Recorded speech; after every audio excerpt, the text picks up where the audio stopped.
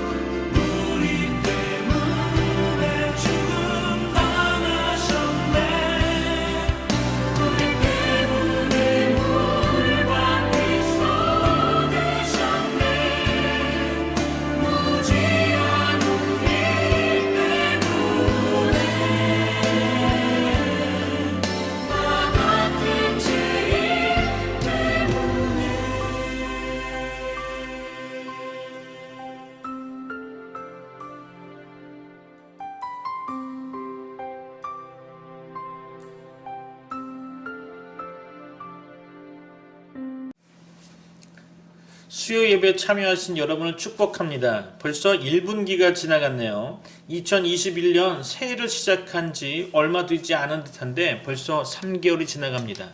올해 여러분에게 하나님의 은혜와 복이 가득 넘치시길 소망합니다. 오늘의 말씀은 시편 82편입니다. 제목은 온 나라가 하나님의 것입니다 라고 정했습니다. 다같이 본문을 한번 읽어보겠습니다. 시편 82편 1절로 8절 말씀입니다. 하나님은 신들의 모임 가운데에 서시며 하나님은 그들 가운데에서 재판하시느니라. 너희가 불공평한 판단을 하며 악인의 낫보기를 언제까지 하려느냐. 가난한 자와 고아를 위하여 판단하며 곤란한 자와 빈궁한 자에게 공의를 베풀지며 가난한 자와 궁핍한 자를 구원하여 악인들의 손에서 건질지니라 하시는도다. 그들은 알지도 못하고 깨닫지도 못하여 흑암 중에 왕래하니 땅의 모든 터가 흔들리도다. 내가 말하기를 너희는 신들이며 다 지존자의 아들들이라 하였으나 그러나 너희는 사람처럼 죽으며 고관에 하나같이 넘어지리로다. 하나님이여 일어나사 세상을 심판하소서. 모든 나라가 주의 소유이기 때문이니이다. 아멘. 오늘도 여러분은 어떻게 지내셨습니까? 오늘 여러분의 지내신 것 중에서 정말 하나님을 좀 생각해 본 적이 있겠습니까? 저는 설교를 준비하면서 좀 많은 것들을 생각하게 됩니다. 특별히 시편을 공부하면서 또 시편을 연구하면서 또 시편을 설교를 또 작성하면서 여러 가지를 또 생각하게 되네요. 오늘 본문을 상고하기 전에 복음주의에 대해서 한번 살펴보려고 합니다. 오늘날 복음주의라는 용어는 다양한 의미로 사용되고 있죠. 유럽에서는 로마 카톨릭에 대한 프로테스탄트적 신앙을 의미합니다. 어렵죠? 즉 전통과 의식을 중시하는 카톨릭에 대해 성경적 복음의 진리를 주장한다는 점에서 복음주의라 합니다.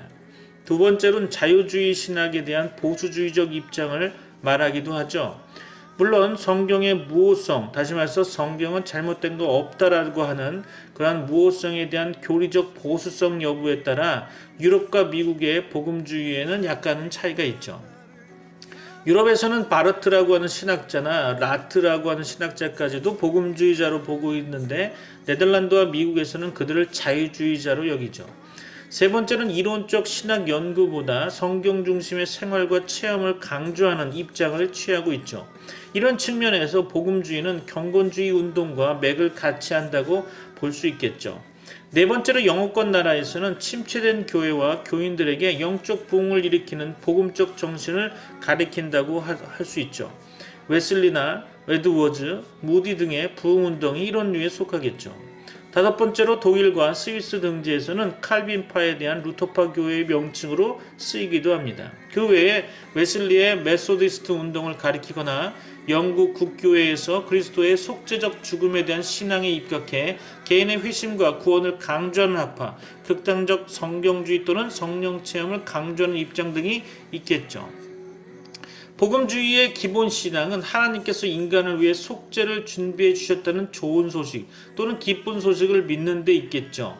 그것은 죄로부터 구원이 하나님의 은혜로 말미암아 얻어지는 것으로서 선한 행실에 의해 얻어진다든가 인간 편에 있는 공적을 위하여 부여해 준다는 것이 아님을 증언하고 있죠.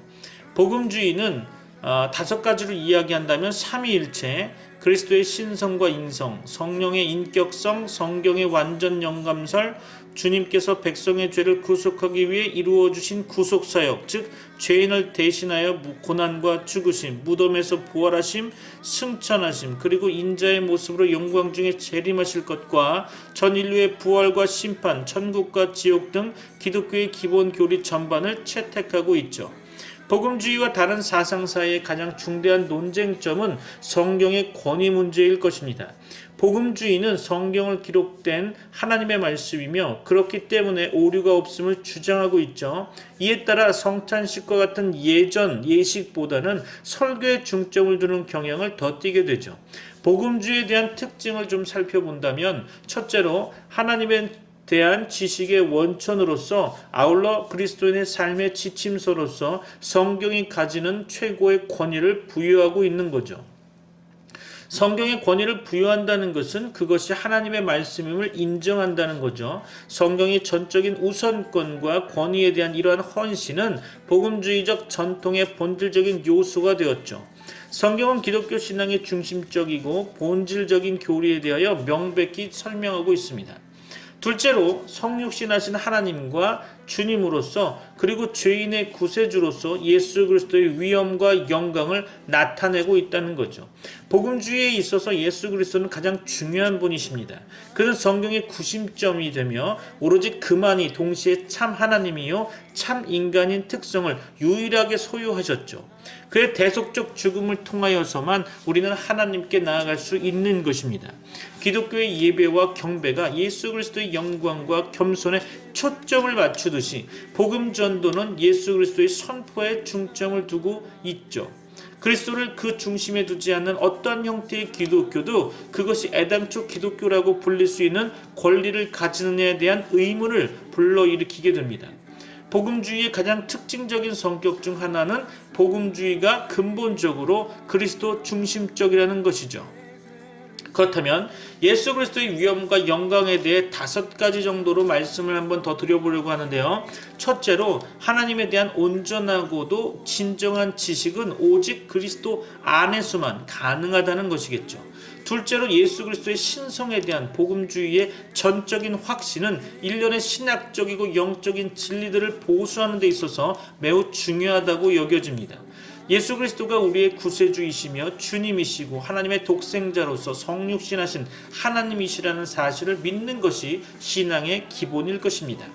셋째로 복음주의는 그리스도의 십자가의 중요성을 특별히 강조합니다.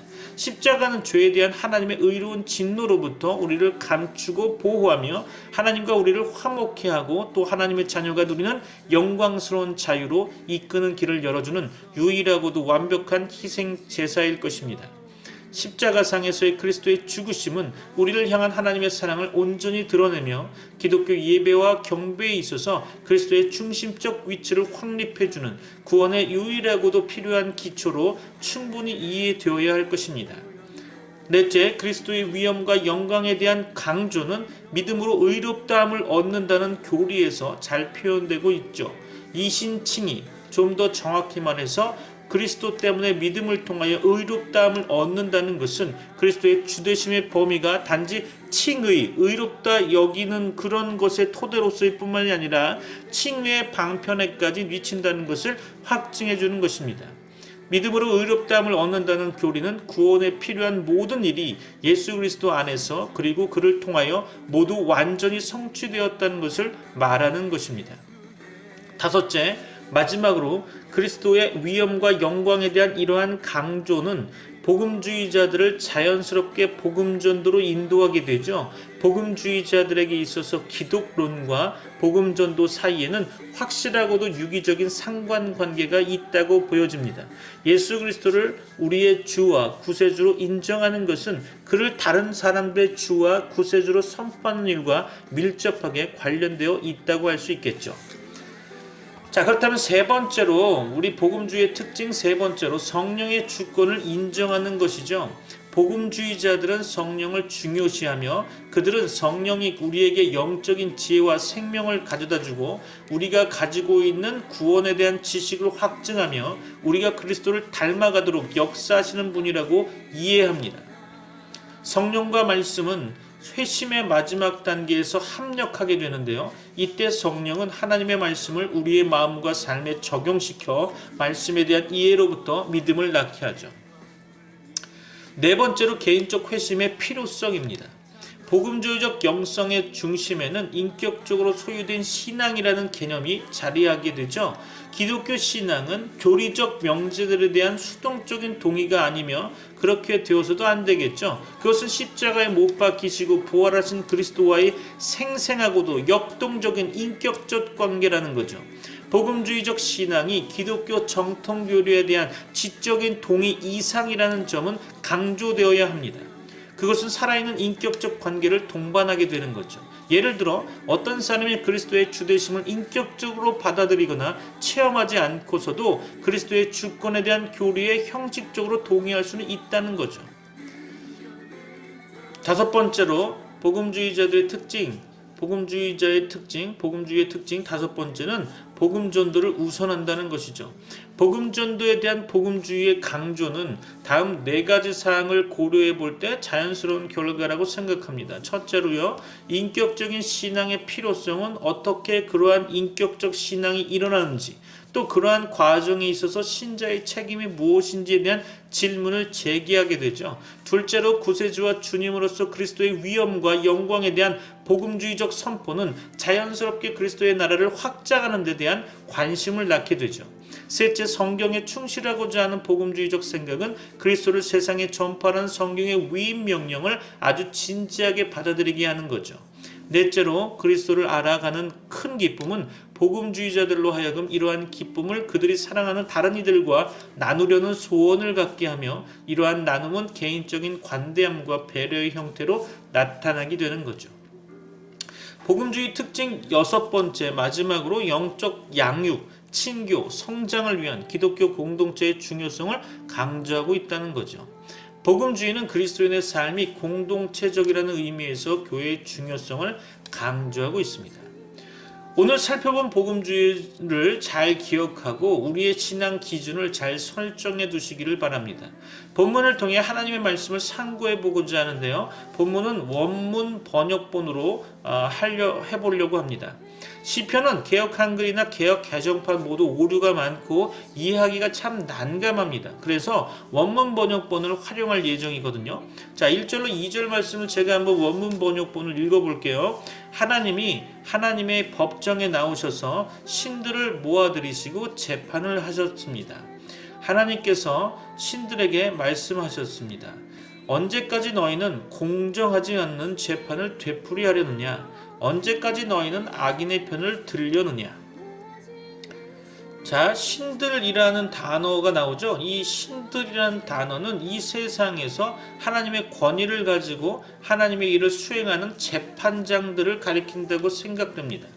재판은 하나님의 일이죠. 하나님의 법정이라는 말은 개역 개정에서는 신들의 모임이라고 표현되어 있습니다.